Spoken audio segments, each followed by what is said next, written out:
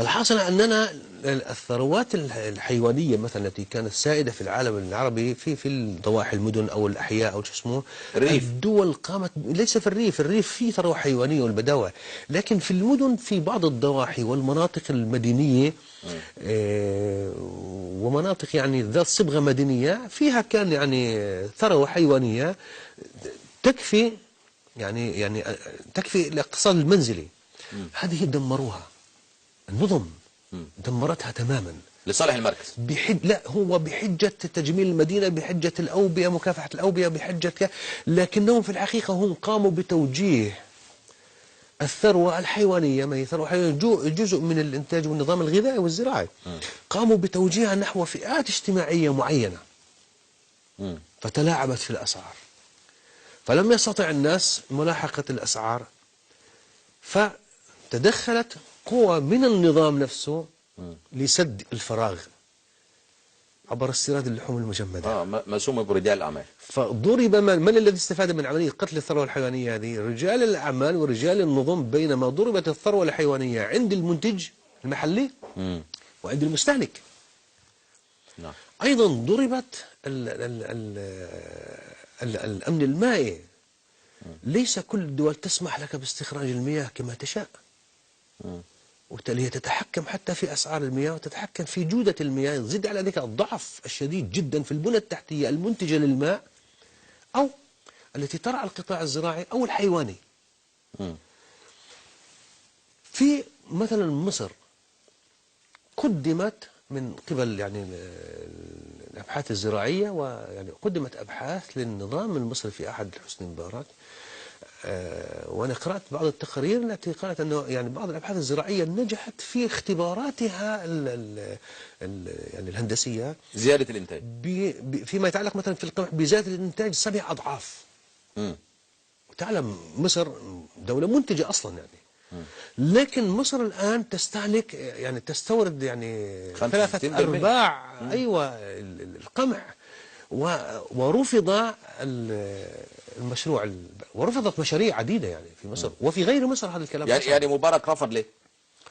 هو بحسب إحدى الشهادات قال لك أمريكا تزعل، لأنه يعلم جيدا يعني، وهذا سنتحدث عنه فيما بعد، أن النهوض الزراعي هو بالضرورة خروج عن المركز، خروج عن السيطرة يعني. لذلك هو رفض. يعني تخيل مصر دكتور اللي كنا بنسميها طول عمرنا في التاريخ سلة غلال الإمبراطورية الرومانية، أو كما قال سيدنا يوسف السودان سلة غلال العالم العربي. لما قال سيدنا يوسف اجعلني على خزائن الأرض. يعني مصر كانت خزائن الأرض كلها، فإذا بها تصبح في ذيل الدول وتحتاج إلى قوتها حتى. كلنا حرمنا من الأمن الغذائي. الآن الناس تتعلق بأسباب الرزق والقوت والطعام. الآن الناس تتعلق بهذا القوت، ويعني تجد الناس مشغول يومها يعني ليله بنهاره موصول بحثا عن الغذاء، دايخين بحثا. نعم. هو لم يعد اصلا لديه يعني فرصة يعني ليعيش يعني مش حرا كريما، على الأقل مرتاحا. هو ينهك. صدق أو لا تصدق، في اليمن 70-80% من الناس تعيش في فقر مدقع في بلد زراعي. طبعا هذا ناتج عن سياسات. مثلا عندما زراعي ازاي وما عندوش ميه اليمن؟ عنده ميه. من قال لك اليمن احد اوتاد الارض، واليمن تسقط فيها الامطار موسميا، وفي يعني في موسم مطر في اليمن يكفي اليمن يعني 10 سنوات من المياه، لكن المياه تهدر. حتى حوض صنعاء المائي جف، ما عادش في مي. هم لا يستغلون المياه. طبعا سياسات النظم كمان يعني لا تحمل المركز وحده المسؤولية، بل النظم نفسها التي توافق على باقي شعوبها. نعم. ساهمت في هذا الانحطاط وهذه التبعية. يعني النظم صنعت أدوات التبعية بنفسها كي تقدمها للمركز ثمنا لبقائها في السلطة. والثمن هو الأمة، هو الجوع، هو القحط،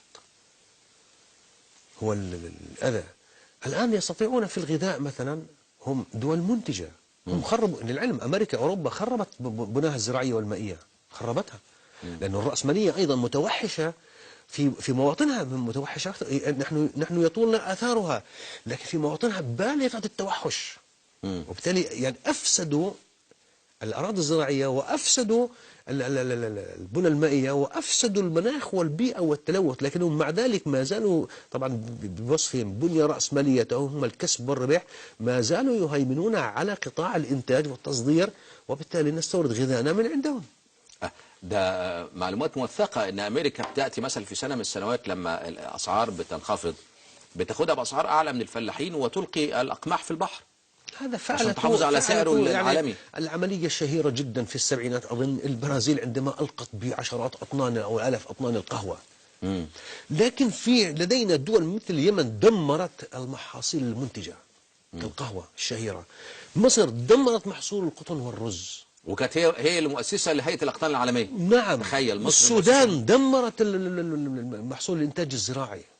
دمرت في الأردن دمرت الثروة الحيوانية المنزلية. في دول كثيرة دمرت بفعل النظم. وأحيانا يعني النظم خلقت بسياساتها نمط من الاستهلاك والحياة الاجتماعية الريفية مدمر، مثل اليمن مثلا استعاضوا بالإنتاج الزراعي بالقهوة مثلا، يعني الفاخرة في نبتة القات، يعني 50 54% 60% من المياه في اليمن رايحة على نبتة القات. يا خبر، دي جنون.